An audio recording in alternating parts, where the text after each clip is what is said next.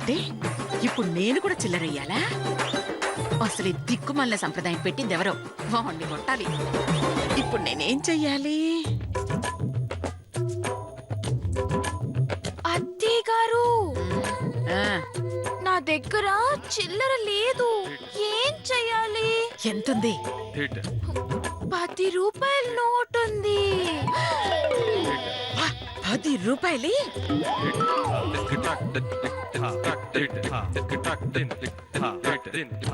నువ్వు అర్జెంటుగా ఇక్కడి నుంచి వెళ్ళిపో, లేదంటే ఆ 10 రూపాయలు పోతాయి. అలాగే అత్తయ్య గారు.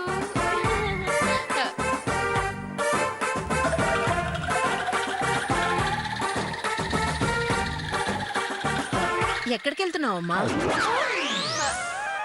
ఆ, అర్జెంట్ పనుందంట. ఓ,